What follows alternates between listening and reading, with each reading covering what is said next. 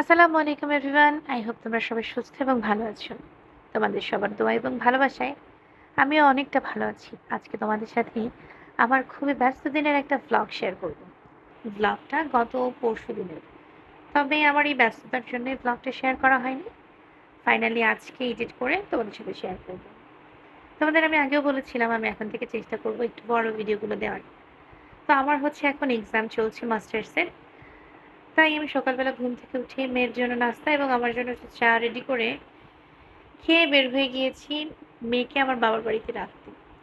কারণ আমার মেয়ে আমার শ্বশুরবাড়িতে রেখে যাওয়ার মতো কেউ নেই। আমার শাশুড়ি নিজেই অসুস্থ। আমার এত চটপটা মেয়ে সামলানো তার আসলে কাজ না। তাই আমার মেয়েকে আমার মা-বাবার কাছে রেখে আমি যাবো আমার পরীক্ষা কেন্দ্রে। আমার পরীক্ষা আমার কলেজেই হচ্ছে। বিএম কলেজের স্টুডেন্ট আমি। এই তো খুব সুন্দর একটা রাস্তা দিয়ে যাচ্ছি। এটা হচ্ছে ঝালকাঠি থেকে যারা আমার এই ভিডিওটা দেখছেন তারা সবাই চেনে। এটা হচ্ছে ঝালকাঠির সেই ভাইরাল রোড। রোডটা খুবই সুন্দর। এই তো ফাইনালি আমি আমার কলেজের কাছাকাছি চলে এসেছি। আমার ফ্রন্ট ক্যামেরা একটু ময়লা ঢুকে যাওয়ার কারণে আমি আমার নিজের খুব একটা ভিডিও করতে পারি না। কারণ ভিডিও করতে গেলেই মুখের উপরে নাইলে চোখের উপরে নাইলে মাথার উপরে একটা স্পট দেখা যায়। এই তো ডিপার্টমেন্টের উপর থেকে আমাদের কলেজের ভিউটা ঠিক এমন ছিল সেদিন। ডিপার্টমেন্টে গিয়েই ডিপার্টমেন্টের জুনিয়রের সাথে দেখা হয়ে গেল। দেন আমরা সিনিয়র জুনিয়র মিলে চলে যাচ্ছিলাম নাস্তা করার জন্য। যেহেতু আমি সকালে তেমন কিছু খেয়ে বের হইনি, তাই পরীক্ষার আগে নাস্তা করাটা আমার জন্য ম্যান্ডেটরি ছিল। নাস্তা করতে যাওয়ার পথে হ্যান্ডমেড কিছু জুয়েলারির একটা স্টল সামনে পড়লো। সেখানে বেশ ইউনিক এবং খুব সুন্দর সুন্দর কিছু প্রোডাক্ট ছিল। অন্য এক ভিডিওতে তোমাদেরকে সেই স্টল সম্পর্কে ডিটেল জানাবো। দেন আমরা সেখান থেকে বের হয়ে নাস্তা করে চলে গিয়েছিলাম বুকমার্ক বিডিতে।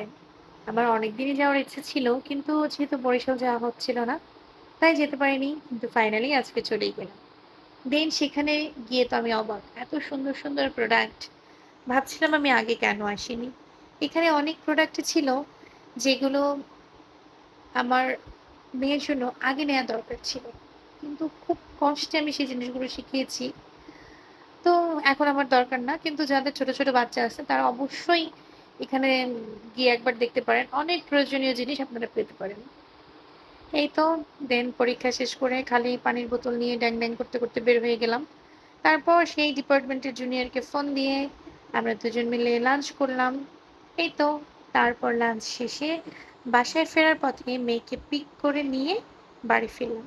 এই তো এই ছিল আমার আজকের ভিডিও। কেমন লাগলো অবশ্যই কমেন্ট করে জানাবে। আজ এই পর্যন্তই, টাটা।